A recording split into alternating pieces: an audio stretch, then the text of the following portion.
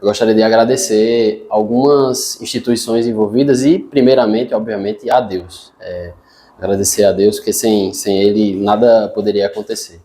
Relacionado às instituições, eu gostaria de agradecer muito a minha instituição, obviamente, a Polícia Civil do Rio Grande do Norte, mas não só. A Polícia Militar do Rio Grande do Norte contribuiu para essa investigação, como também a Polícia Civil da Paraíba e também, onde aconteceu a prisão em flagrante, ou, no caso, a prisão preventiva, a Polícia Civil do Paraná. Frente a isso, basicamente, sobre a questão da vítima. A vítima era conhecida como Fábio Grafite, Fábio de Souza Faria, o nome completo dela. A vítima, ela era muito conhecida por ser uma pessoa de bem, efetivamente. Era uma pessoa que gostava muito da banda Grafite, era conhecido justamente por isso. Enfim, eu mantive contato durante muito tempo com a ex-companheira dele, e eu sei da dedicação dela, inclusive com a resolução do caso, a vontade de que as coisas acontecessem, enfim. Durante muito tempo eu mantive contato com ela para resolver o caso, ela me passava informações também muito importantes. E sobre o fato, vamos lá.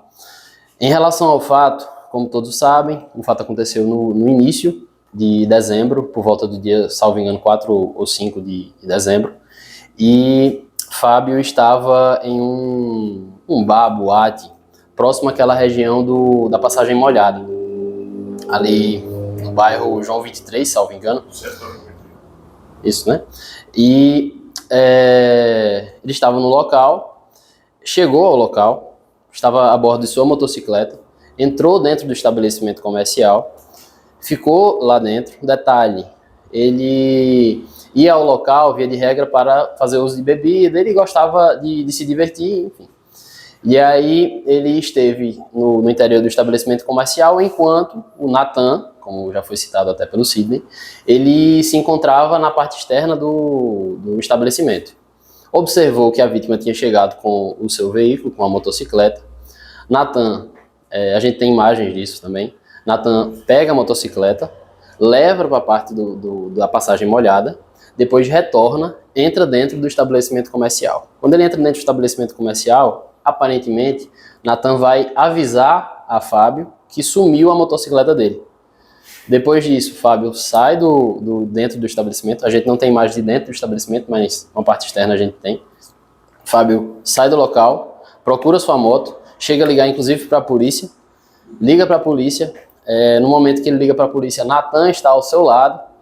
Ele a todo instante fica procurando, até porque ele é mototaxista, então ele dependia também da questão da motocicleta para sua profissão. Era digamos assim, um agravante para a situação naquele momento. Fábio desliga o telefone, quando está falando com a polícia, Fábio chega também a conversar com outra pessoa, um amigo dele, e aí chega um determinado momento que Fábio se dirige para a Passagem Molhada. Nathan sai correndo atrás dele, e aí é que efetivamente os fatos ocorrem, sozinhos, os dois juntos, e lá na Passagem Molhada. E dentro da boate não aconteceu nada relacionado ao fato em si, apenas o fato de Nathan estar no local e também Fábio estar no local. O encontro da vítima com o autor dos fatos foi justamente nessa boate. Após o fato, no caso, o fato acontece justamente na Passagem Molhada, a vítima possivelmente reagiu a uma tentativa possível de Nathan retirar a chave da motocicleta, ou então simplesmente Nathan agiu com crueldade e já foi atingindo a vítima com pauladas. Em seguida, Nathan chega a sair do local e ingressa novamente na boate. Depois de um certo momento, acaba que as coisas são descobertas, ele sai do local, pega a motocicleta, se evade. No caso, ele vai buscar a motocicleta lá na parte da Passagem Molhada.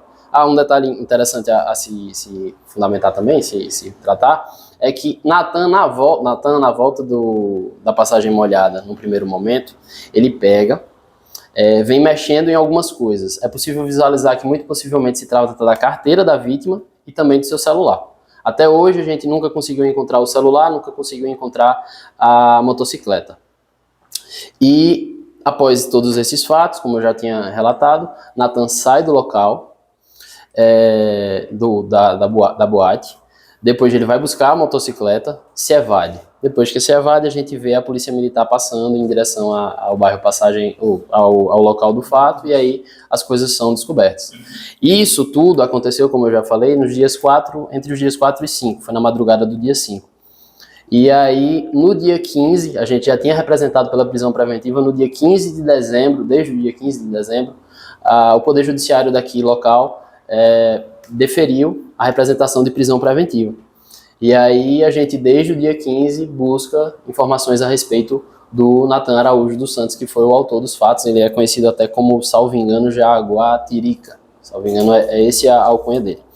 Sobre o autor, ele é uma pessoa conhecida por ser bastante perigosa. Ele já tem envolvimento com outros roubos que já tinham acontecido anteriormente. Salvo engano, ele tem condenação por posse ou porte de arma de fogo de uso restrito. Ele, antes de acontecer os fatos, ele tinha sido solto recentemente, digamos assim, não me recordo exatamente a quantidade de dias, mas ele tinha sido solto bastante próximo entre o momento que ele cometeu o fato em relação ao momento que ele foi solto. Como eu já falei também da prisão preventiva. E aí, desde 2 semanas atrás, a gente tinha concluído o inquérito policial. A gente tentou, de todas as formas, tentar encontrar essa pessoa, a gente não estava conseguindo encontrar, e aí a gente recebeu mais um informe de que supostamente ele estaria no Paraná. Então, a Polícia Civil da Paraíba, salvo engano, existe um mandado de prisão também em relação a ele. A Polícia Civil da Paraíba estava no encalço desse cidadão, né? E aí ele acabou sendo preso na data de hoje no meio da tarde. E aí que está acontecendo essa coletiva de imprensa justamente para a gente anunciar que efetivamente o caso está solucionado.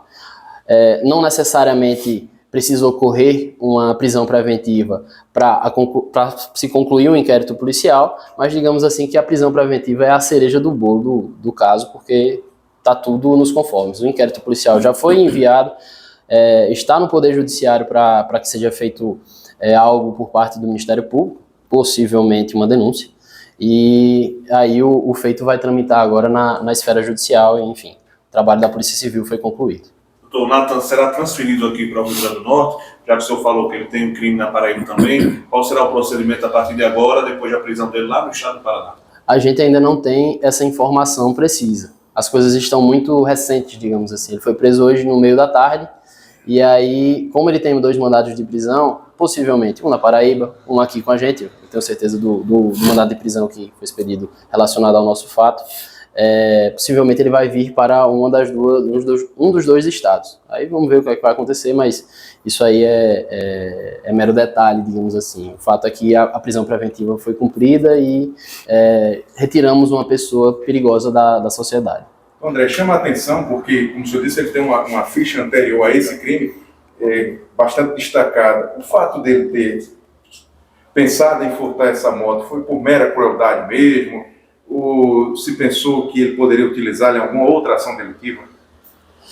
Existem suspeitas de que ele esteja envolvido em outros crimes, mas isso ainda está sob apuração. Inclusive, é algo que foge um pouco da minha alçada, porque quando se trata de roubo ou furto, vai para a DEFUR. Um detalhe específico relacionado à minha atribuição é que se houver morte nesse roubo, no caso um latrocínio, aí sim vai para mim. E aí, nessas circunstâncias, acaba vindo para mim a questão do latrocínio. Mas se tiver alguma questão relacionada a roubo, aí fica sob a atribuição do Dr. Leonardo, que você já conhece, é um profissional excelente. Doutor, está preso agora para que ele possa repassar algumas informações importantes à polícia sobre a motivação do crime, a moto que desapareceu. Espera ouvi-lo nos próximos dias? Sim, a gente vai precisar saber maiores informações, como vai ser o procedimento adotado para fazer o translado dele lá do Paraná para eventualmente aqui ou a Paraíba. Precisa saber onde é que ele vai ficar localizado, em qual penitenciária, mas como eu estou falando, é um negócio que aconteceu muito recente e aí até então a gente não tem maiores informações.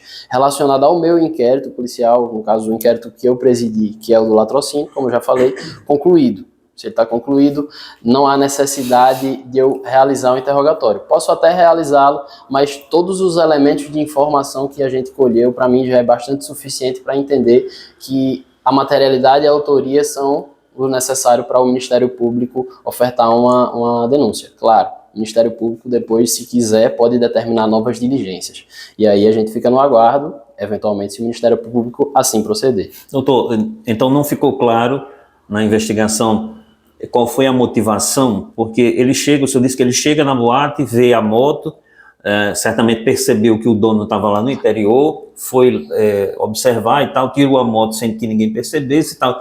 Então foi uma escolha aleatória, deu para descobrir isso na investigação, ou só quando o senhor ouvir, ou o Ministério Público ouvir, que vai ter uma certeza disso? Eu não verifiquei premeditação, mas para mim ficou bastante claro que a finalidade dele era realizar a subtração da moto.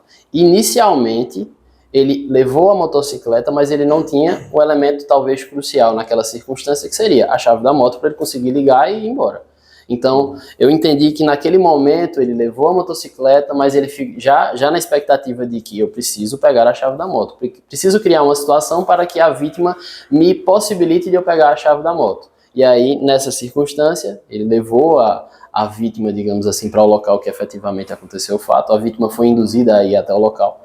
E aí, além da motocicleta, ele ainda se utilizou do fato para fazer a subtração do celular, da carteira da vítima, enfim, de outros objetos pessoais. Doutor, o início aí da investigação que o senhor teve lá no mês de dezembro, algum detalhe algum conhecimento entre vítima e acusado, eles se conheciam, ou realmente o Fábio Grafite morreu por estar no lugar errado, na hora errada?